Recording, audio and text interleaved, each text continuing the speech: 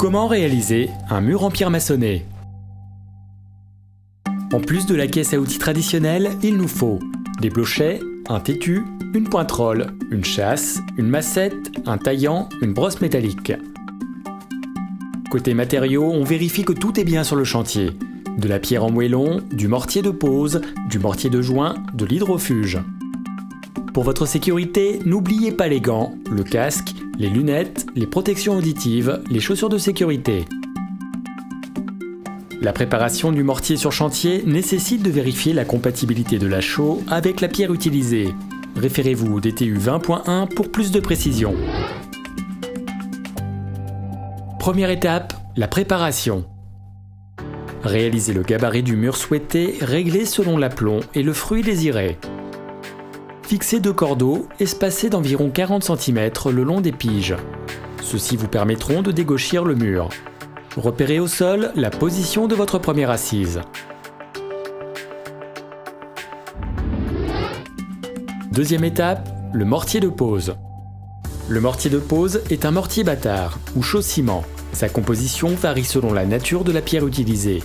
Ses caractéristiques vous sont précisées dans le DTU 20.1. Troisième étape, la pose du premier rang.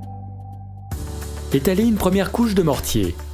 Prenez une pierre au hasard sur le tas puis mettez-la en place le long du trait de repère en l'orientant de manière à créer une face esthétique. Tassez le mortier pour caler la pierre. Les faces n'étant pas régulières, le réglage ne peut pas se faire directement au cordeau. Le mur sera alors dégauchi en réalisant un contrôle visuel de l'alignement des pierres avec les 2 cordeaux. Posez les pierres suivantes en répétant les mêmes opérations. Quatrième étape, la pose des rangs suivants. Étalez du mortier sur le premier rang de pierres tout en remplissant les joints verticaux. Positionnez une pierre en recouvrant au maximum les joints verticaux afin de ne pas créer de coups de sabre.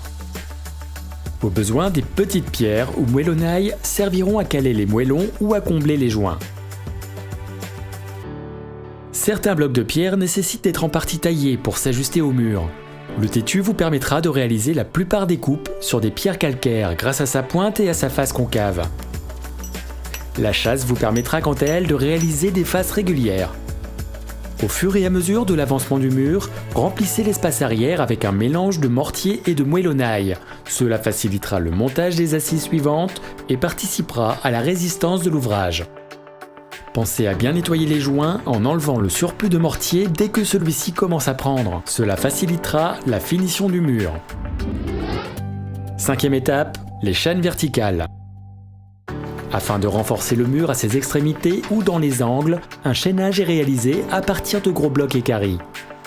L'utilisation d'un taillant ou d'une chasse vous permettra de donner à vos moellons la forme désirée dans le cas d'une pierre calcaire. Sixième étape, la maçonnerie en hauteur. Si votre chantier le nécessite, vous allez devoir utiliser un échafaudage. Nous vous conseillons de doubler sa largeur pour créer une zone de stockage des pierres tout en vous laissant de l'espace pour maçonner en sécurité. Attention, l'échafaudage devra être dimensionné pour recevoir le poids conséquent de la pierre. Septième étape, le jointoiement. Le jointoiement est une étape importante de l'esthétique du mur.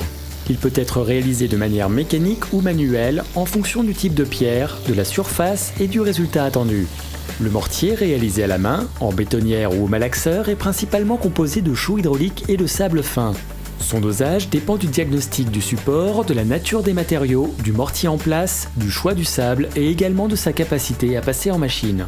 La couleur finale des joints dépend du type de chaux, du type de sable ainsi que de leurs proportions. Veillez donc à respecter précisément la composition des gâchets pour obtenir une couleur de joint constante. Vous pouvez également utiliser un mortier industriel prédosé.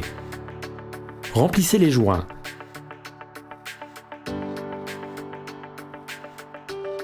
Serrez le mortier au fond des joints pour bien remplir toutes les cavités. Complétez au besoin. Grattez l'excédent de matière quand le mortier commence sa prise, puis laissez sécher. Lorsque le mortier est suffisamment sec, réalisez le niveau de finition prévu dans les dispositions du marché. Un balayage des joints en fin d'application permettra d'ôter les poussières de mortier. Et voilà, c'est à vous de jouer.